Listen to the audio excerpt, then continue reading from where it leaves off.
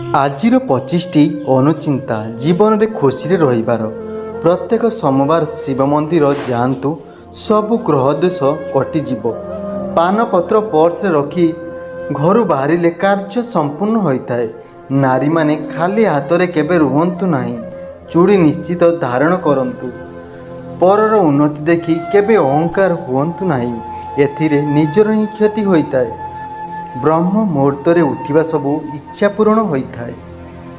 ମନରେ ଭୟ ଲାଗି ରହୁଥିଲେ ପ୍ରତ୍ୟେକ ସନ୍ଧ୍ୟା ସମୟରେ ଚନ୍ଦ୍ରଦେବଙ୍କ ଦର୍ଶନ କରନ୍ତୁ, ଭୟ ନିଶ୍ଚୟ ଦୂର ହେବ। ମଧ୍ୟରାତ୍ରିରେ ନିଦ ଫିଟିଲେ ତୁରନ୍ତ ନିଜ ଲକ୍ଷ୍ୟକୁ ମନେ ପକାନ୍ତୁ, ଅତି ଶୀଘ୍ର ଇଚ୍ଛା ପୂରଣ ହେବ। ନିଜର ସୁନା ଅଳଙ୍କାର କାହାକୁ ବି କିଛି ସମୟ ପର୍ଯ୍ୟନ୍ତ ଧାରଣ କରିବାକୁ ଦିଅନ୍ତୁ ନାହିଁ, ଏହାଦ୍ୱାରା ଜୀବନର ସୁଖ ଦୁଃଖରେ ପରିଣତ ହୋଇଥାଏ। ସୁନା ହେଉଛି ମାତା ଲକ୍ଷ୍ମୀ।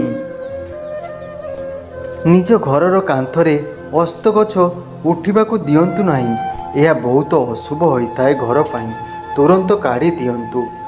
ମନ୍ଦିର ଯାଇକି ଫେରିଲା ବେଳକୁ ପଛକୁ ମୋଡ଼ି ଦେଖନ୍ତୁ ନାହିଁ, ନଚେତ୍ ମନ୍ଦିର ଯିବାର ଲାଭ ନାହିଁ।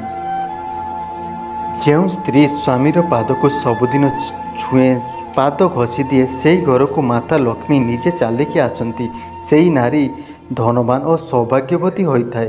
କଥା କଥାରେ ଯିଏ ସବୁବେଳେ ହସୁଥାଏ, ସେ ଜୀବନରେ ବହୁତ କଷ୍ଟ ପାଇଥାଏ।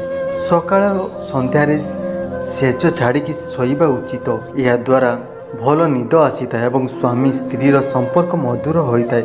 ଘରେ କେବେ ବି ଶୁଆ ପାଳନ୍ତୁ ନାହିଁ, ଏହାଦ୍ୱାରା ସେ ଘରର କେହି ଜଣେ ସଦସ୍ୟ ପୀଡ଼ିତ ହୋଇଥାଏ, କିଛି ଗୋଟେ ବନ୍ଧନରେ ପଡ଼ି କଷ୍ଟ ପାଇଥାଏ। ରୋଷେଇ ଘର ଯେତିକି ସଫା ରହିବ ସେତିକି ଧନ ଆସିବ।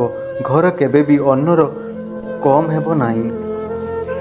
ମାସରେ ଯେବେ ଦରମା ପାଇବେ, ସେହି ଦରମାର କିଛି ଟଙ୍କା ପିତାମାତାଙ୍କୁ ଦେଲେ ଧନ କମେଇବାର ବାଟ ଅନେକ ମିଳିବ।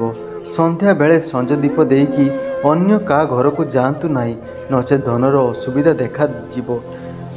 ଜୀବନରେ ପୁରୁଣା କଥାକୁ ଭୁଲିଯିବା ଭଲ, କାରଣ ସେଇଟା ଆଖିର ଲୁହ ଆଉ ଦୁଃଖ ଦେଇଥାଏ।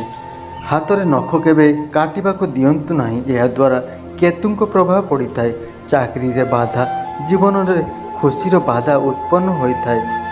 ନିଜ ଘର ଭିତରେ ସବୁଜ ରଙ୍ଗର ଗଛ କୌଣସି ମାଟି ପାତ୍ରରେ ଲଗାନ୍ତୁ। ବିଜନେସ୍ ଭଲ ଚାଲିବା ସହିତ ରୋଜଗାର ଭଲ ହେବ। ସୁନ୍ଦର ବର ପାଇବା ପାଇଁ ଷୋଳ ସୋମବାର ବ୍ରତ ପାଳନ କରନ୍ତୁ, ଶୀଘ୍ର ବିବାହ ହେବ। ସୁନ୍ଦର ସ୍ତ୍ରୀ ପାଇବା ପାଇଁ ରାଧାକୃଷ୍ଣ ମନ୍ଦିର ଯିବା ଆରମ୍ଭ କରିଦିଅନ୍ତୁ। ସନ୍ତାନ ସୁଖ ପାଇଁ କଦଳୀ ଗଛର ପୂଜା କଲେ ଉତ୍ତମ ସନ୍ତାନ ମିଳିଥାଏ ଏବଂ ସନ୍ତାନକୁ ନେଇ ଯାହା ଦୋଷ କଲେ କଟିଯିବ। ସକାଳୁ ଉଠିବା ମାତ୍ରେ ନିଜ ଇଷ୍ଟ ଦେବତାଙ୍କୁ ସ୍ମରଣ କରି ଉଠିବା ଦିନଟି ଶୁଭକର ଅଟେ। ଘରେ ବାସନ ମାଜିବା ବେଳେ ଶବ୍ଦ ଯେମିତି ହେବନି ଧ୍ୟାନ ଦିଅନ୍ତୁ। ବାସନରେ ବେଶୀ ସାଉଣ୍ଡ ହେଲେ ଲକ୍ଷ୍ମୀ ରୁଷ୍ଟ ହୋଇଥାନ୍ତି।